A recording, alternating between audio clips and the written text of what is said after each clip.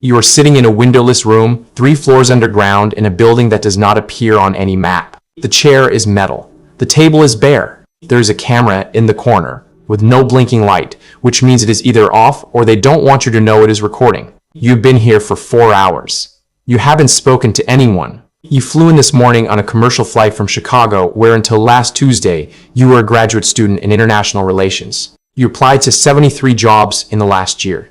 One of them was a posting on a government website that described the role as Foreign Affairs Research Analyst. The description was vague. The salary was average. But something about the wording felt different. You applied. 3 months of silence. Then a phone call. Then a background check that contacted people you hadn't spoken to since high school. Then a polygraph that lasted 6 hours and asked questions about things you had forgotten you had done. Now you're in this chair, in this room, waiting for someone to tell you whether your life is about to change. The door opens. A woman walks in carrying a single manila folder. She doesn't smile. She sits down across from you and opens the folder. She already knows everything about you. This conversation is not about information. It is about evaluation. She asks you one question. If your government asked you to become someone else entirely and never speak about it for the rest of your life, would you do it? You think about it for 11 seconds. She is counting. Yes, you say. She closes the folder. Welcome to the Central Intelligence Agency. Level 1, the analyst. You spend your first 2 years in a cubicle at Langley reading cables. Thousands of them. Intelligence reports from stations around the world. Satellite imagery. Intercepted communications. Social media analysis. Open source reporting. Your job is to take all of this noise and turn it into a coherent picture that a senior officer can read in under 3 minutes and use to make a decision that might affect thousands of lives. You write presidential daily briefs. Not the final version. You write the draft that gets reviewed by 4 people above you before it reaches the director's desk. If your analysis is wrong, policy goes sideways. If your analysis is right, nobody knows your name. That is the deal. You earn $68,000 a year. You work in a building where your phone is locked in a pouch before you enter. You cannot tell your friends what you do. You cannot tell your family what you read. Your girlfriend thinks you work for the State Department. At parties, when people ask what you do, you say something about government research and they stop asking because it sounds boring. You want it to sound boring. Boring is safe. But inside that cubicle, you're watching things unfold in real time that won't make the news for 6 months. You know which governments are about to collapse. You know which alliances are fracturing. You know the name of a man in a country you have never visited who is planning something that could change the region. You flagged him in a report last Thursday. Your supervisor highlighted your paragraph and forwarded it upstairs. That is the closest you will ever get to a compliment. Level 2, the case officer. You are overseas now. You completed the operations course at a facility in Virginia whose name is classified. For 18 months, they taught you how to recruit human sources, how to spot a potential asset, how to develop a relationship over months of carefully orchestrated casual encounters, how to pitch someone to betray their country. You are stationed in a foreign capital under diplomatic cover. Your official title at the embassy is Political Affairs Officer. You attend cocktail parties and cultural events, and you pretend to be interested in trade policy while you identify targets. That military attaché from a neighboring country who drinks too much at receptions. That mid-level bureaucrat in the foreign ministry who seems bitter about being passed over for promotion. That scientist who just returned from a conference and mentioned financial problems to a colleague your technical team was monitoring. Each one is a thread. You pull them gently. A lunch here, a coffee there. You listen more than you talk. You make them feel heard. You make them feel important. Then after weeks or months when the relationship is solid, you make the pitch. Sometimes they say yes because they want money. Sometimes they say yes because they believe in something. Sometimes they say yes because they are afraid. The ones you're saying no are the dangerous ones because now they know what you are and you have to assess whether they will report you to their own security services. You earn $92,000 a year plus a cost of living adjustment for the foreign posting. You have recruited 4 assets in your first tour. One of them provides information so valuable it goes directly to the White House. Nobody outside of your chain of command knows this. Nobody ever will. Level 3, the Paramilitary Operations Officer. You left the embassy world behind. You volunteered for the Special Activities Center. You went through a selection process that made the original CIA training look like a seminar. You can shoot. You can fight. You can survive in terrain that would kill most people in 48 hours. You can conduct direct action operations, unconventional warfare, and covert missions in denied areas where the United States cannot officially be present. You deploy to places that don't have embassies. Places where the infrastructure is a dirt road and a satellite phone. You grow a beard. You wear local clothing. You learn enough of the language to negotiate, to interrogate, and to talk your way through a checkpoint manned by men who would kill you if they knew what you were. Your team is small, 4 to 6 operators. You are self-sufficient. You carry your own communications, your own medical supplies, your own weapons. There is no quick reaction force coming if things go wrong. There is no air support on standby. If your mission is compromised, the United States government will deny you exist. That is not a metaphor. It is written into your operational authorization. You are a ghost operating on behalf of a country that will never acknowledge you. You earn $115,000 a year.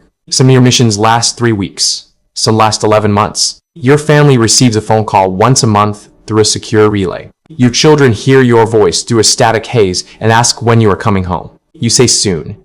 You have said soon 7 times now. A quick announcement to you, my dear viewer.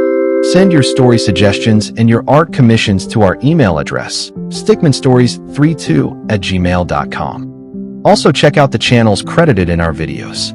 Also get vital health supplements on anti-aging, testosterone, weight loss, and stress relief. Check out our bio now if you need to. Remember to stay safe and stay healthy. Level 4, the station chief. You run an entire CIA station in a foreign country. Every case officer, every analyst, every support staff member in that country reports to you. You are the senior intelligence officer and you answer only to the division chief back at Langley, and technically to the ambassador. But that relationship is complicated because there are things happening in your station that the ambassador does not know about and is not supposed to know about. You manage a portfolio of human assets, technical collection programs, covert action initiatives, and liaison relationships with the host country's intelligence service. That liaison relationship is delicate. You share just enough to maintain cooperation. You withhold just enough to protect your own operations. You are simultaneously a diplomat, a spy, a manager, and a strategist. You earn $150,000 a year. You live in a residence provided by the embassy. Your home is swept for listening devices every 72 hours. You have a secure communications room in your house where you receive cables at 3 in the morning that require immediate decisions. Last month, one of your case officers was surveilled by the host country's counterintelligence service. You had 12 hours to decide whether to pull the officer out and burn the entire network or wait and hope the surveillance was routine. You waited. The surveillance stopped. Your network survived. If you had been wrong, you would have lost an officer and 6 assets who trusted you with their lives. You slept 2 hours that night. The next morning, you drafted a cable to Langley that read, Operations Nominal. 2 words that carry the weight of 6 human lives. Level 5, the division chief. You are back at Langley. You oversee all CIA operations across an entire region of the world. Every station chief in your area of responsibility reports to you. You manage hundreds of officers and thousands of operations. You sit in meetings with the director of the CIA. You brief members of Congress in closed sessions where phones are confiscated and notes are not permitted. You have authority to approve covert actions that will never appear in any public record. You approve budgets in the tens of millions. You authorize operations that cross international boundaries. When a station chief in your region sends a cable requesting permission to recruit a senior official in a foreign government, you weigh the intelligence value against the political risk and you make the call. If it works, the intelligence flows upward and informs presidential decisions. If it fails, the diplomatic fallout lands on your desk and you absorb it. You earn $180,000 a year. You have been with the agency for 22 years. You have served in 5 countries. You have recruited assets on 4 continents. You have lost colleagues in the field. You carry their stars in your memory the way other people carry photographs in their wallets. There is a wall at Langley with 140 stars carved into white marble. Each one represents an officer who died in service. No names, just stars. You know 7 of them by name. Level 6, the Director of Operations. You run the National Clandestine Service. Every covert operation conducted by the Central Intelligence Agency worldwide falls under your authority. Every case officer in every country on Earth reports up a chain that ends with you. You are the master spy, the one who sees the entire global chessboard. You attend the President's daily intelligence briefing. You sit in a situation room when a crisis erupts. When the President asks what options do we have that nobody can know about, he is asking you. You manage the most sensitive programs in the United States government. Programs with code names that are classified at levels above top secret. Programs that involve capabilities the public does not know exist. You earn $204,000 a year, which is the Senior Executive Service pay cap. The person who runs the covert operations of the most powerful nation on Earth makes less than a first-year associate at a Wall Street law firm. But compensation is not why you are here. You are here because 26 years ago, a woman in a windowless room asked you a question, and you said yes. You have kept that promise every day since. You have missed birthdays, anniversaries, funerals, and the years when your children learned to walk and talk and read. You have carried secrets that aged you faster than time. You have authorized operations that saved lives, and you have authorized operations that took them. Both keep you awake at night. The stars on the wall, Langley, are not abstract to you. They are people you trained with, served with, sent into the field. Every decision you make carries their weight. Every cable you sign could add another star to that wall. You read every one before you sign.